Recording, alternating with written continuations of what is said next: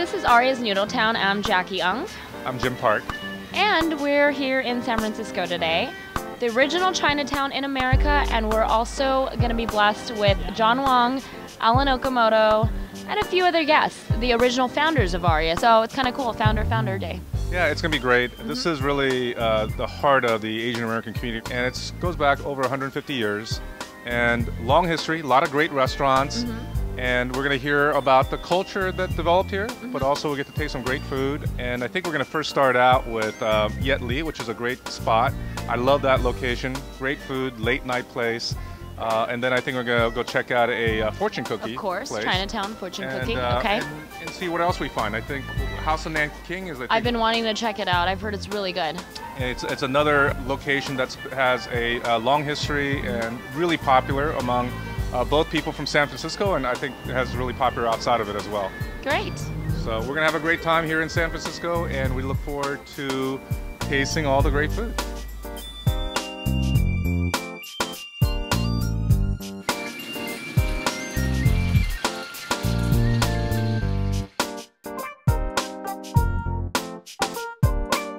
Very nice to be here in the House of Nanking. It's an iconic restaurant in San Francisco, and for the history of the Chinese in this country, it really began here.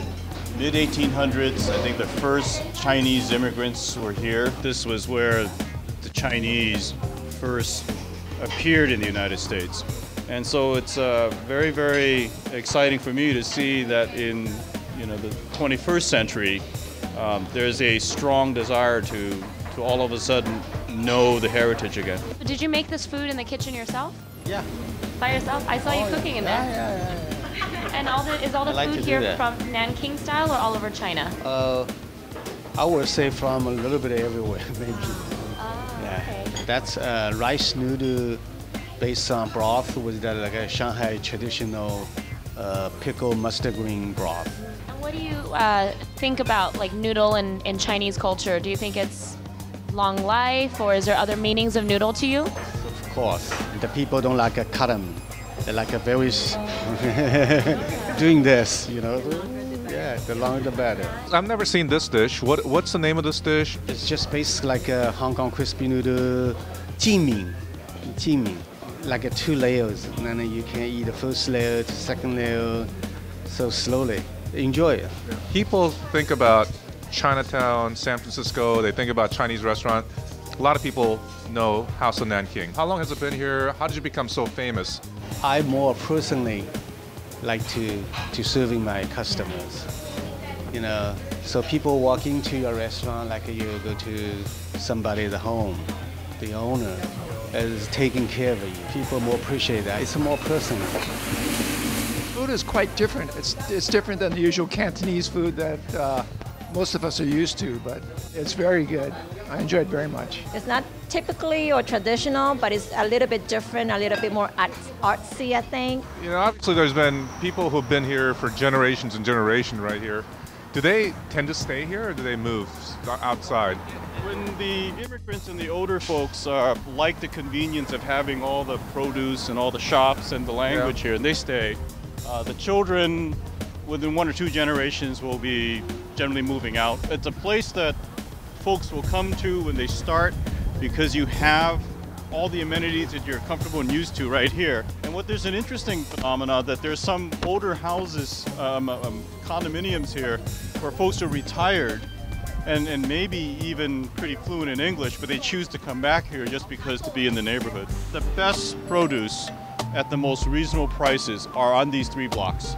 And bar none, because the stuff comes in every day, and you have right now a variety that's unbelievable, because it's no longer just Chinese, it's Southeast Asian. It's just a very broad spectrum of foods. The food shopping here is fun because you have good prices, you have incredible selection, but you got to be aggressive.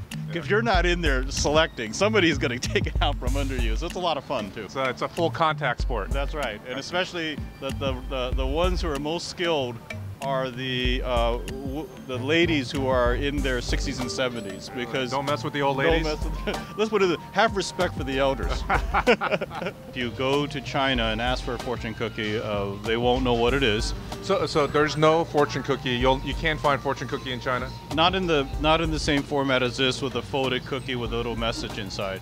But it is really iconic in the United States. I want to interject that the fortune cookie was actually developed by a Japanese American. How come you're always in San taking credit? How Francisco. come Japanese are always taking credit? We take for the credit. Chinese Yeah, word? the fortune cookie was developed by a guy named Hagiwara in Japanese tea garden back in the Expo when the Expo was in San Francisco. Oh, but okay. the Chinese have developed it and manufacture it now en masse.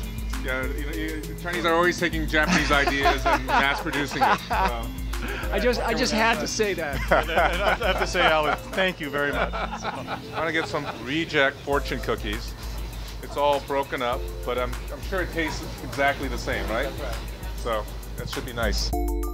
Is there some kind of history to this alley? It's beautiful. Well, it's now called Kerouac Alley, after the author. Yes, and it's really of course. because right here was the West Coast, sort of the history where the beatniks started. Well, you have City Lights bookstore right here, and to this day, it's a place where folks who are thinking of alternative ways to do things will congregate. And the peace movement, it really started in San Francisco, right? The peace movement, it started in Berkeley. The genesis really grew in the Haight-Ashbury with the hippies. Nice. And really the hippies were sort of the successors, the beatnik generation, the beat generation. All the iconic entertainers from the East Coast would congregate right in this area, these maybe 2 square blocks. There was a time when my hair was longer, and it was a lot darker also. But yes, at that time, I was known as Red Cloud.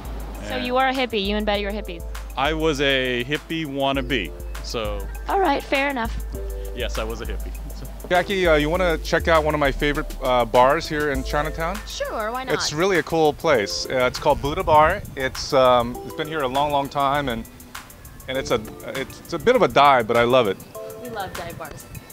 And by the way, if you like AREAA's Noodletown, make sure you hit subscribe on YouTube and like us on Facebook or leave a comment.